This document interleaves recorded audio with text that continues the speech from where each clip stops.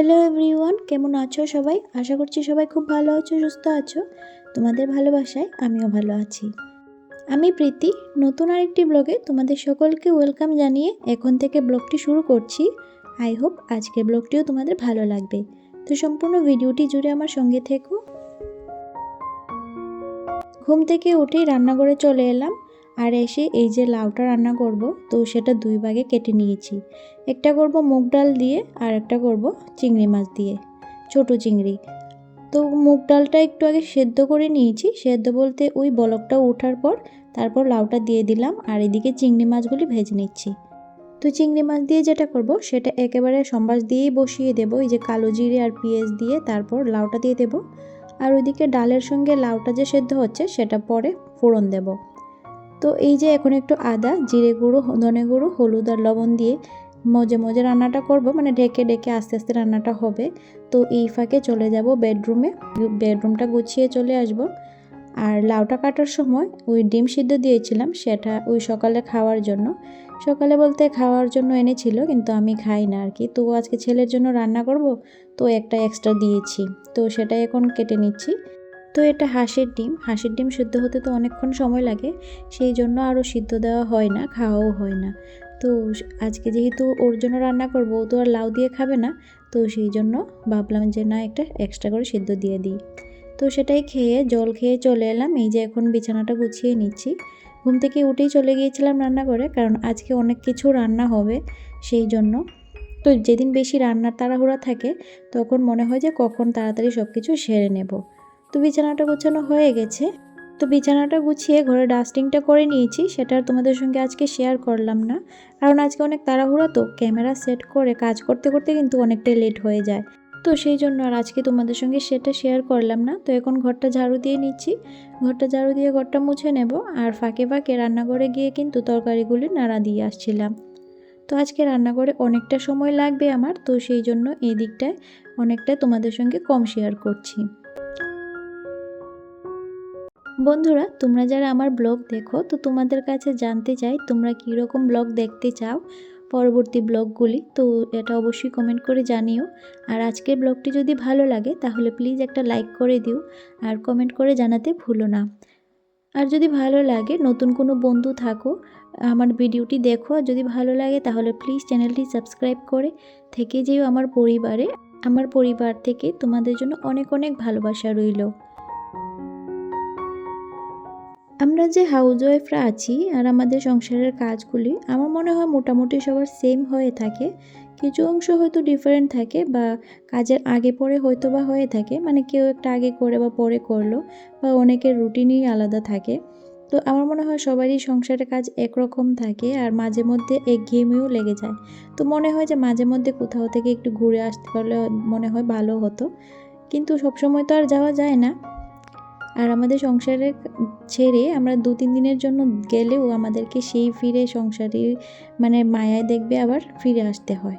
আর 2-3 দিনের বেশি কোথাও গেলে সেটা ভালোও লাগে না। তো যাই হোক, দেখতেই পেলে আবার রান্নাঘরে চলে গিয়েছিলাম। তো লাউটা অনেকটা সেদ্ধ হয়ে গিয়েছিল, তো চিংড়ি মাছগুলি দিয়ে আবার চলে এলাম। তো এই যে ঘরটা মুছে নিয়েছি, সেটা শুকিয়েও গেল। তো এখন কার্পেটগুলি পেতে দিচ্ছি। তো আজকে তোমাদের সঙ্গে ঘর মোছাটাও শেয়ার করলাম না। অনেক কিছু রান্নার কারণ হচ্ছে আমি আগামীকাল বাড়িতে যাব, মানে বাবার বাড়িতে যাব। তো ঘরে যা কিছু সবজি ছিল, মানে যেগুলি নষ্ট হয়ে যেতে পারে, তো সেগুলি রান্না করে নিচ্ছি। আসলে 2-3 দিন থাকবো, তো সেই জন্য আর কি। আর একদিনের জন্য গেলে হয়তো এতটা চাপ থাকতো না। আর যেহেতু পয়সা দিয়ে কিনে এনেছে, সেটা ফেলতেও তো গায়ে লাগে, তাই না বলো? তো সেই জন্য রান্না করে নিচ্ছি, খাওয়া হয়ে গেলে তো সেটাই ভালো, তাই না? তো এদিকে লাউ চিংড়িটাও নামিয়ে নিলাম ধনেপাতা দিয়ে, আর এই যে এটা এখন সম্বাদ দিয়ে দিয়েছি। আর তারপর সেটাও ধনেপাতা দিয়ে নামিয়ে নেব, আর তারপর ছেলের জন্য ডিম রান্না করব। ও লাউ খেতে চাইবে না, আর ছোট যে মাছ আছে ওইগুলিও খাবে না। তো ওর জন্য 2টা ডিম একটু হালকা ঝোল দিয়ে রান্না করে দেব, হালকা মশলা দিয়ে। আর ও না ঝোল খেতে পছন্দ করে, ও বলে যে ওর স্কুলে যে রান্না করে সেটাই নাকি ভালো।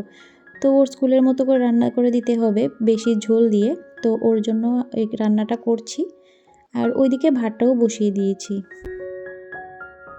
আমরা যেমন কোথাও ঘুরতে যাওয়ার আগে মানে বেশ কিছু দিনের জন্য ঘুরতে যাওয়ার আগে থেকেই প্ল্যান করে চলি, আমি ঠিক এমনই বাবার বাড়িতে 2-3 দিনের জন্য গেলে সেটা আগে থেকেই প্ল্যান করে কাজ করি আর কি। আর না হলে ওই যে ঘরে সবজি থেকে যায়, মানে ঘরের কাজকর্ম ওইগুলি একটু গুছানো আছে না, তো ওইগুলি করে নিই আগে থেকেই।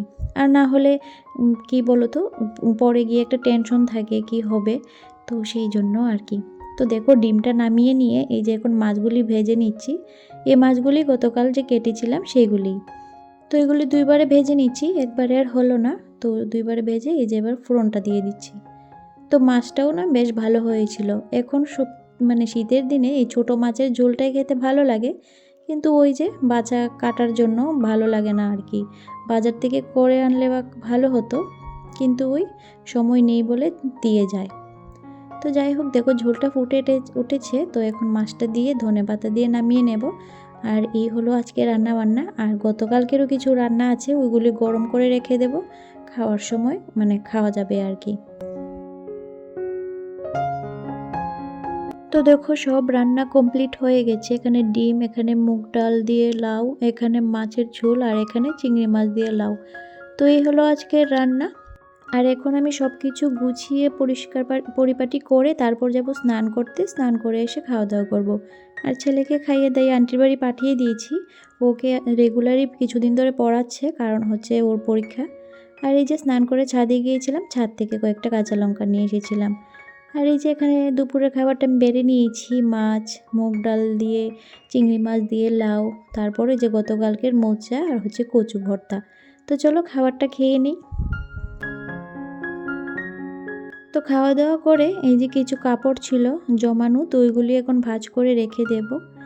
আসলে অনেক সময় আলসেমি লেগে যায় জানো তো, শীতের দিন তো কাজ বাজ সেরে যখন খাওয়া দাওয়া করি তখন না আর কিছু করতেই ভালো লাগে না, একটু রোদে বসলে তো আরও ভালো লাগে না। তো যাই হোক এখন এই যে কাপড়গুলি গুছিয়ে রেখে দিচ্ছি। আজকে গোছানোর কারণ হলো বাবার বাড়ি যখন যাব তখন যেন সব কিছু হাতের কাছে পেয়ে যাই।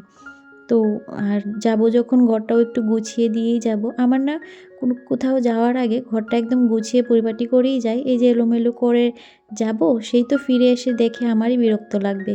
তো কোথাও যাওয়ার আগে সবসময় ঘরটা গুছিয়ে যাওয়ারই সবসময় চেষ্টা করি। তো দেখো সব কাপড়গুলি ভাঁজ করা হয়ে গেছে, আর এখন জায়গা মতো রেখে দেবো আর কি।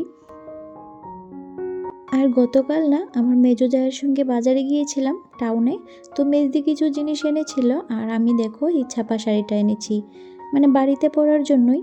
বাবার বাড়িতে যাব একটা কারণ আছে, মানে ওই ঘর পুজো আর কি, নতুন ঘর পুজো করা হবে, তো সেই জন্য। তো সবাই আসবে, তো ভাবলাম যে না একটা শাড়ি নিয়ে নিই। শাড়ি এমনিতে আছে, কিন্তু নতুন পরা হয়নি এমন কোনো শাড়ি নেই।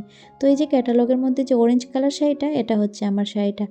কালারটা কিন্তু বেশ দারুণ, তাই না বলো? আমার কিন্তু খুব ভালো লেগেছে। তো চলো এখন গুছিয়ে রেখে দিই, তা বাড়িতে যখন যাব তখন নিয়ে যাব, বাড়িতে গিয়ে তারপর পরব। তো তোমরা জানিও কেমন হয়েছে শাড়িটা। তো এই যে বাড়িতে যাব এখন, সাজুগুজু করার পালা, কারণ আগামী দিন তো বৃহস্পতিবার, শাখাটা চেঞ্জ করতে পারবো না, তো আজকেই চেঞ্জ করে নেব।